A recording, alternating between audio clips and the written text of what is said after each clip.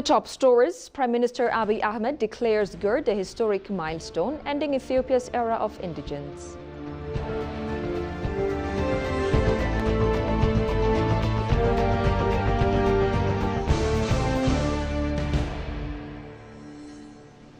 And FAO pledges support for Ethiopia's agri-food systems.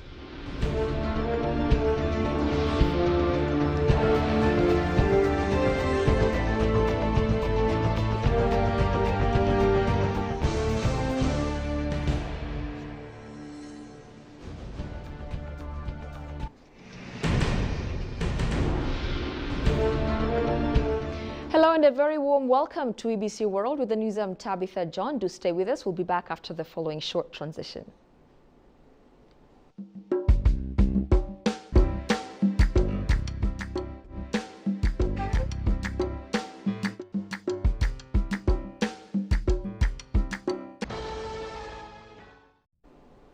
From the historic site of the Grand Ethiopian Renaissance Dam in Guba, Prime Minister Abiy Ahmed declared the GERD a transformative milestone, turning the centuries-old dream and sorrow of the Abai River into a concrete symbol of national achievement. Joined by his social affairs advisor, Deacon Daniel Kibret, the Prime Minister described the dam as a definitive end to Ethiopia's long struggle with poverty, hailing it as a proof of the nation's ability to deliver rapid and impactful development. With unwavering optimism, he expressed his final prayer and hope to see the GERD fully completed while reshaping the narrative surrounding Ethiopia's future.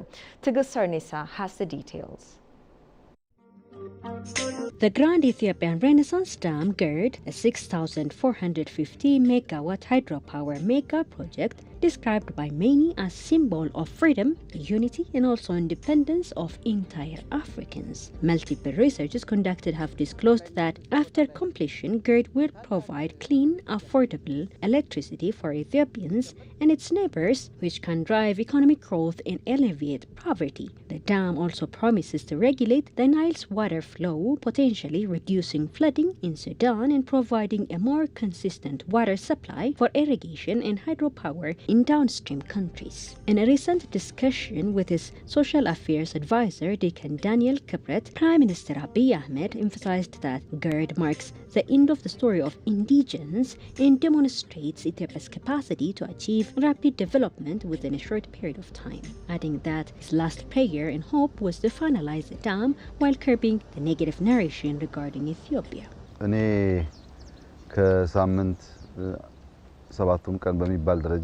I would like to arrive office as early as possible, and my office is full of hard-working people, and my first priority has been on the dam, and the completion of Abai had been my last hope and prayer, so as to confirm narration curved. He went on saying that the completion of this mega project not only alleviated grievances and poverty, but it had brought light, which light is life.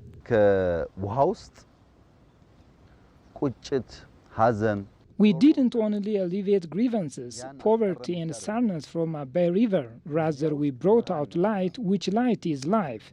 For multitudes living in darkness, this dam had brought light to them.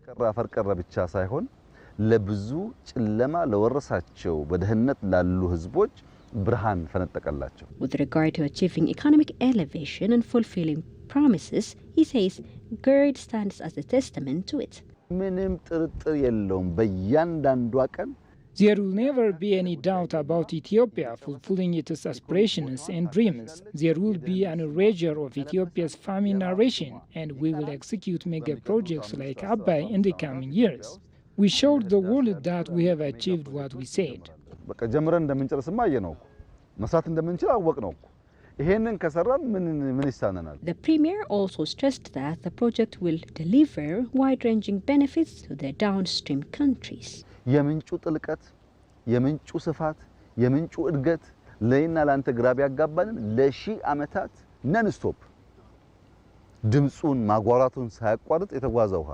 We might not easily get to understand this river's magnificent nature, and it has been there for thousands of years, and trying to benefit just a glimpse of it won't be an issue if one takes it positively. Without stopping the water from reaching low riparian countries, we can light up the entire region. It sure is possible. በዚህ በአባይ ተፋሰስ በርካታ ግድቦች ሰርተን በርካታ ኢነርጂ አምርተን አገራችንን ሳይሆን ከባቢው ልናበራ እንችላለን። ይሄን ስናደርግ ደግሞ GERD is expected to promote regional cooperation and political stability by creating a shared interest in managing water resources and fostering a spirit of mutual benefit for the Nile Basin countries. The Ethiopian diaspora has played an indispensable role over the past 14 years in financing, advocating, and providing professional consultancy for the construction of the Grand Ethiopian Renaissance Dam GERD, according to the Ethiopian Diaspora Service. In an interview with EBC World's Addis Dialogue weekly program, Ambassador Fitsum Aragga, Executive Director of the Ethiopian Diaspora Service, emphasized that the GERD stands as a powerful symbol of the diaspora's unity and collective commitment, comparable in national significance to the historic victory of Adwa. Jerusalem Betzaha has the details. Ethiopians around the world, both at home and in the diaspora, have played a historic role in the realization of the Grand Ethiopian Renaissance Dam for over 14 years. Speaking on Addis Dialogue, a weekly program on EBC World, Ambassador Fitsum Aragga, Executive Director of the Ethiopian Diaspora Service, highlighted the diaspora's financial support for the construction of the Grand Ethiopian Renaissance Dam. Grand Ethiopian Renaissance Dam have a symbolic value in bringing unity and be able to connect with home while living overseas. They have it has enabled them to participate and to contribute by way of raising funds in the form of bonds as well as donations. So far, in the last 14 years since its inception, close to 50 million US dollar have been contributed. So, the fund has been coming from different countries, so given the exchange rate into context, that has been what has been contributed so far. Ambassador Fitsum also highlighted the diaspora's advocacy role, saying they were instrumental in countering negative narratives about the dam and promoting Ethiopia's sovereign right to use its natural resources for development. The other participation is in the form of advocacy, in the form of creating international understanding, by of countering disinformation, by of explaining, creating understanding to the countries they are living, to different levels, local level as well as federal level elected officials as well.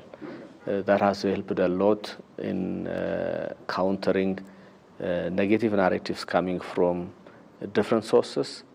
As you are aware, Ethiopia's request is to develop our own natural resources without harming the downstream countries. So there are also some distinguished scholars in the diaspora who have authored books based on research, which also is contributing to the international understanding.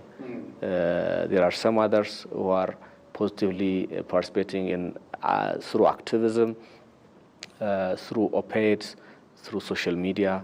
So by different means, they are creating international understanding. The ambassador underscored how diaspora communities around the world have provided vital professional consultancy, technical expertise throughout the project's development. And there are others who are professional dam engineers, hydrologists, and the like, who could contribute in terms of professional contribution, and they were consulted at different stage of the dam They also had a chance to visit Ethiopia, Addis, even the dam at different times, and virtually they were also actively meeting and contributing to that regard.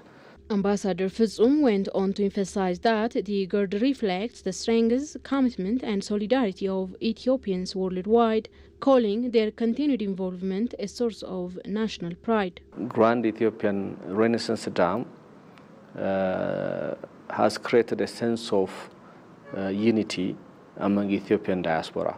I mean, we've been promoting it as our second Adwa victory, because our forefathers fought and established our independence and our freedom, and the diaspora in collaboration with Ethiopians in the country. What we have been doing at our generation is to re-establish second Adwa victory by of Grand Renaissance Dam, as it will bring about economic independence. Ethiopia is set to inaugurate the historic Grand Ethiopian Renaissance Dam at the start of the upcoming Ethiopian New Year.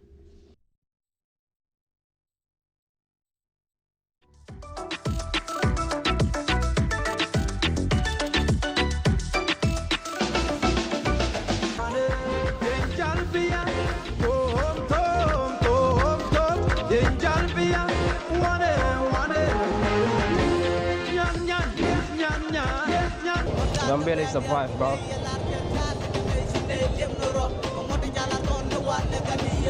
Just got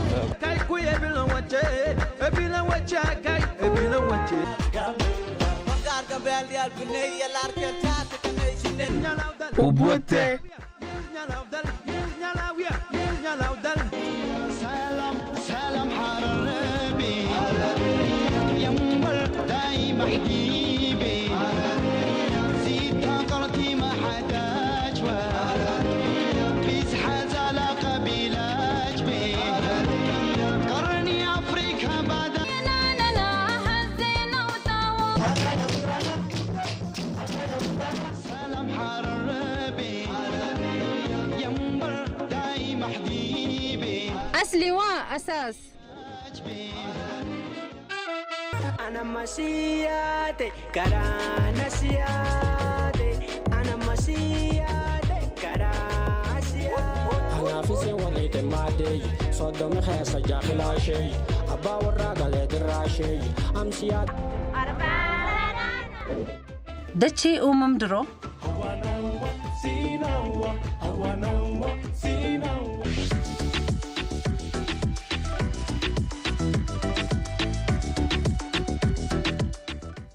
Welcome back. Ethiopia is ramping up its crackdown on illicit financial flows, aligning with global standards to fight money laundering and terrorism financing. In an exclusive interview with EBC World, Belaine Gizewerk, Deputy Director of the Ethiopian Financial Intelligence Service, says the country is boosting legal reforms and international cooperation to tackle financial crimes. Shagao Yamato has the following report. Annual illicit financial flows out of Africa are estimated at around $89 billion, stemming from corruption, criminal activities, and commercial fraud, according to some sources. Ethiopia is one of the countries bearing the brunt of these financial crimes. To address these challenges, Ethiopia is fighting against illicit financial flows with unified approach. Talking to EBC World, Deputy Director of the Ethiopian Financial Intelligence Service, Belaine Gizewerk, said that the country is increasing its efforts to dismantle money laundering and financial crimes, which is a serious issue to nations' development. Transnational organized crimes like money laundering, terrorism financing, and related illicit financial flows are a major threat for the existing world right now, not only for Ethiopia and the region, but globally is now a grave concern for most of the nations, and we are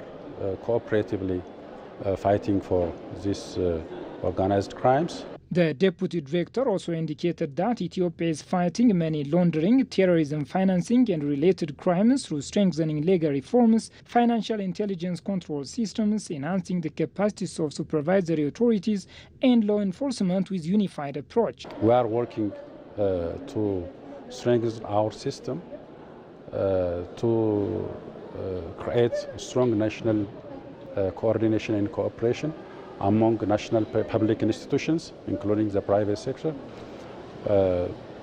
and using strong legal frameworks, the regulation and inspection of the financial institutions are now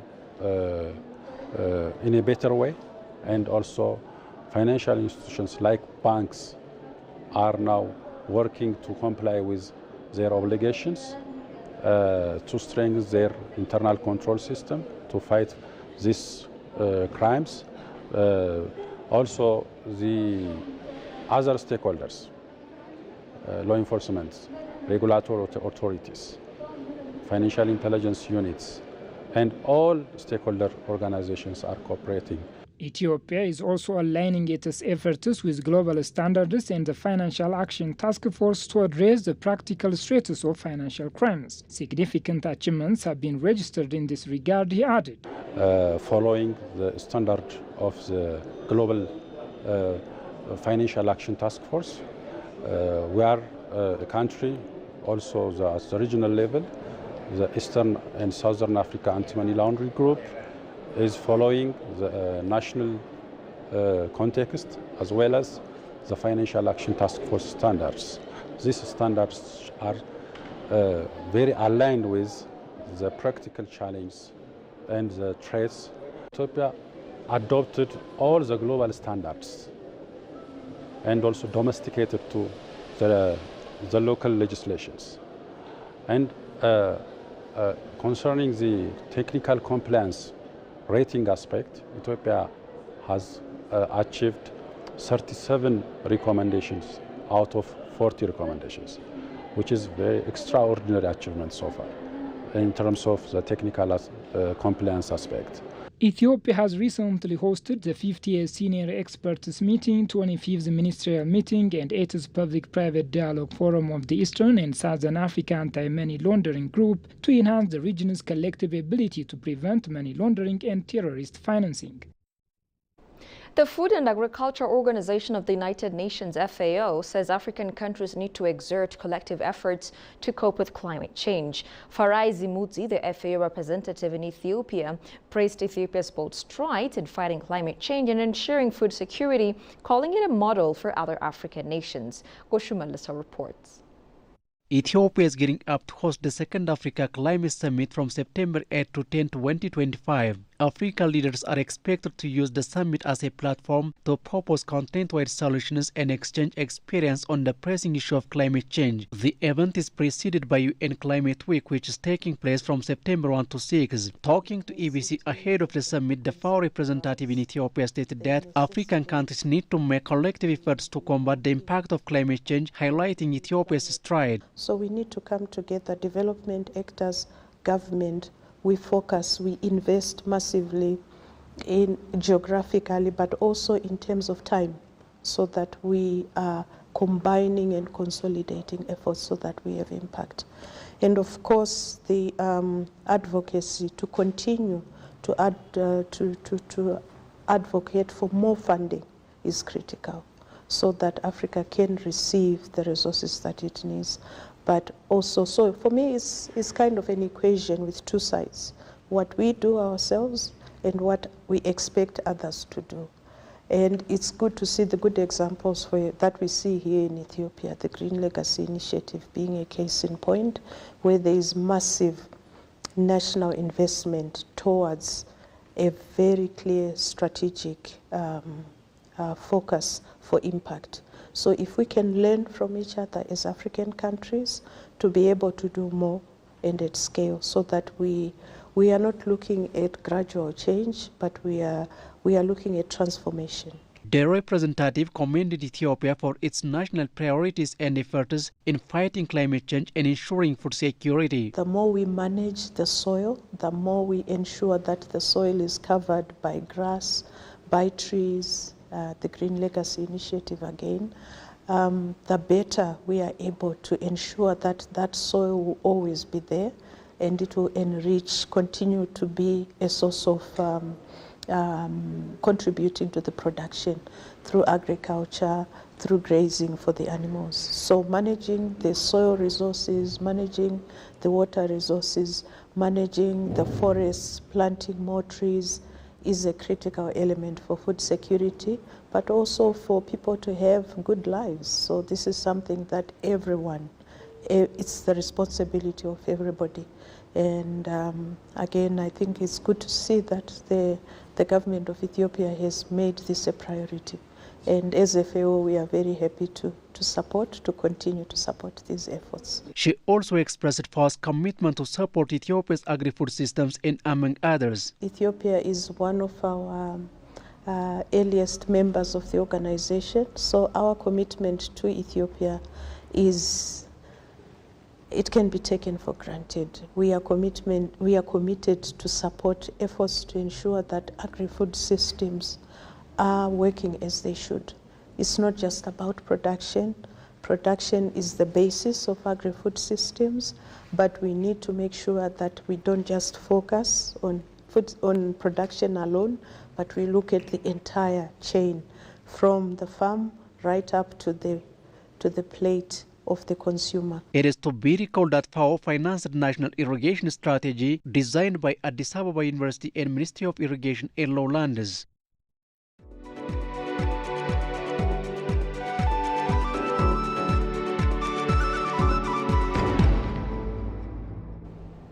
And finally, the chairperson of the African Union Commission, Mahmoud Ali Yusuf, met with Ethiopian Airlines Group CEO Mesfin Tasso to discuss strengthening collaboration.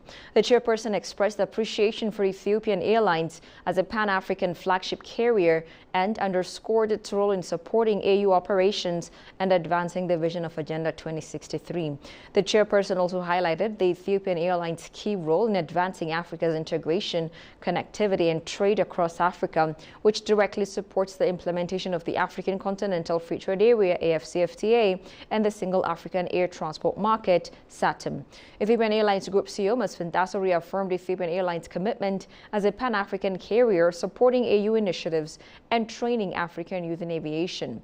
Both sides agreed to deepen their partnership in support of Africa's development goals.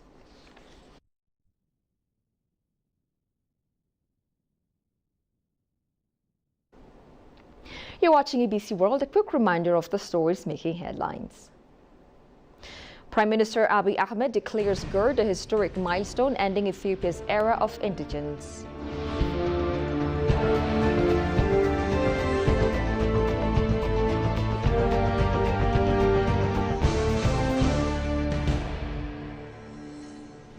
And FAO pledges support for Ethiopia's agri-food systems.